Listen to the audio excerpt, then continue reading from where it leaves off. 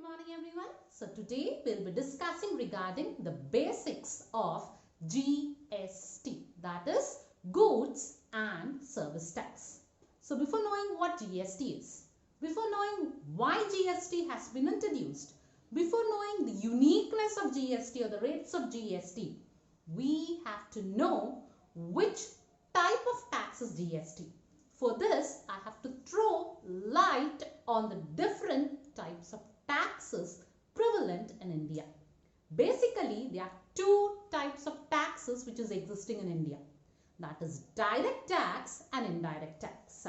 So, direct tax is a tax which is levied directly on the income and wealth of a person. That is, here the levy and the incidence lies on the same person. So, the examples of direct taxes, the income tax what we pay.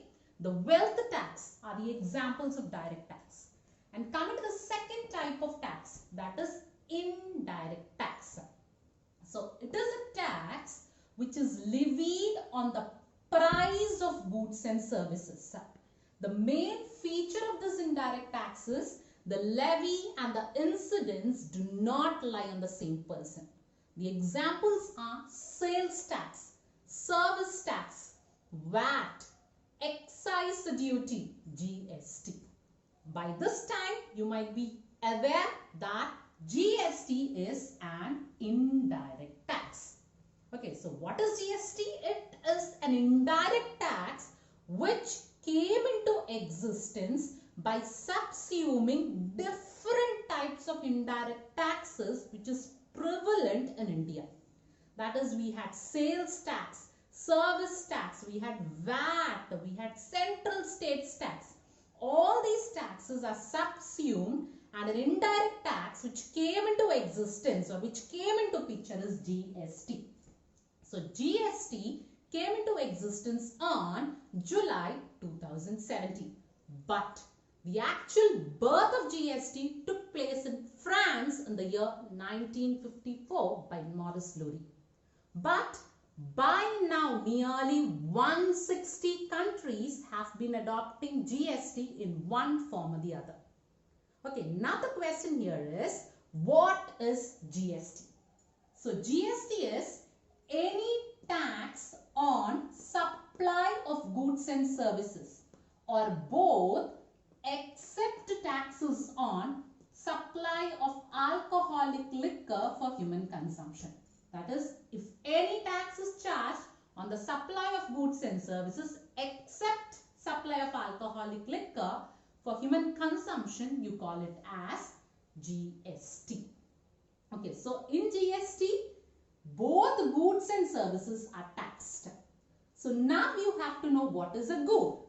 So in the GST, goods means all materials, commodities or articles. But the term goods will not include these 6 items. That is petroleum crude, high-speed diesel, motor spirit, natural gas, aviation turbine fuel, tobacco and tobacco products. Okay, and coming to services. Services means all the items which are not goods are termed as services. Clear?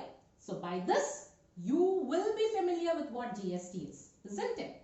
Now, we have to discuss why GST has been introduced. You know that we Indians have been facing majority issues with respect to sale of goods and services. In regard to sales, there are different problems which are encountered in Indian economy. That is, we had multiple taxation, we had rate wars, we had unhealthy competition, we had different types of sales tax laws prevalent among different states. Other than that, due to these problems, we had counterproductive situation too. So, in order to curb all these problems, the Indian government has introduced VAT in the year 2005. But initially, VAT was successful. Later, what happened is, again the different issues of sale of goods and service tax prevailed in Indian economy. That is, there were cascading effect of taxes. There was no input tax credit available for services. Other than that, there was a rate war. There were multiple VAT laws prevalent for different states, and there were different VAT rates applicable for different states. So there were different majority of competition issues too because of this VAT structure. As a result, the government felt that something should be done to bring a uniformity in the area of sale of goods and services. There were much deliberations which was done in order to bring a regime in the indirect tax structure. There were much discussions prevailed in the Indian economy in order to bring a change in the indirect tax regime. As a result of the discussions and deliberations and efforts of the Indian experts, the tax regime which came into existence was GST. So 101st Amendment was passed in the Constitution of India. As a result, GST law was introduced on July 2017. So GST came into existence in India due to many efforts on July 2017. And what is the uniqueness of GST? So GST was introduced with one main motto, that is one nation, one market and one tax. That is the main unique feature of GST. This was the main motto behind bringing this indirect tax regime. So when this was introduced, there were many unique features which were existing in GST. So what are the unique features? It is a destination based tax. That is where the recipient is located. That state government can enjoy the benefit of the tax. So it is a destination based tax. And the second one is uniform rates of taxes. So you have 0%, 5%, 12%, 18%, 28% and 0.25 and 3% rate in GST, which is common in all the states of India. Wherever you go, for the same product, you will have the same rate of tax. That is uniform rate of tax. And the third one is PAN-based registration. So in order to register for GST, you are registered using a PAN number. And the next one is network-based law.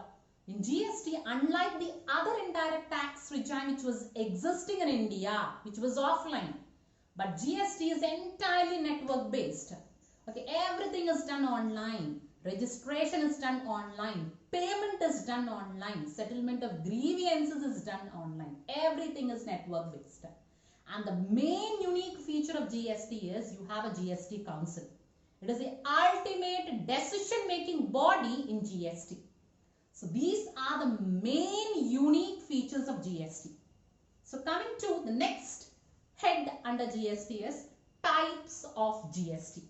So you have CGST, SGST, UGST and IGST. That is Central Goods and Service Tax.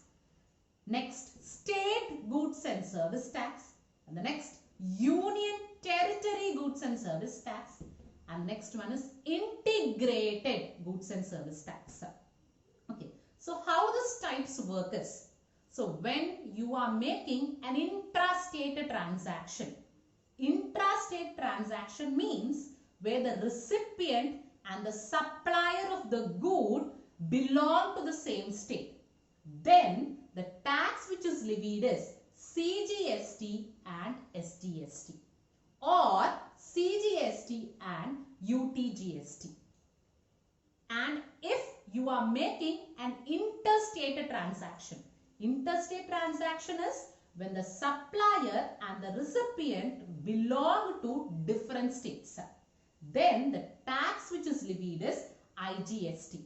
That is, the entire tax is collected by the central government and then the central government disburses the government, respective government shares to the state governments. Okay, that is IGST. And coming to the last basic of GST, that is structure of GST.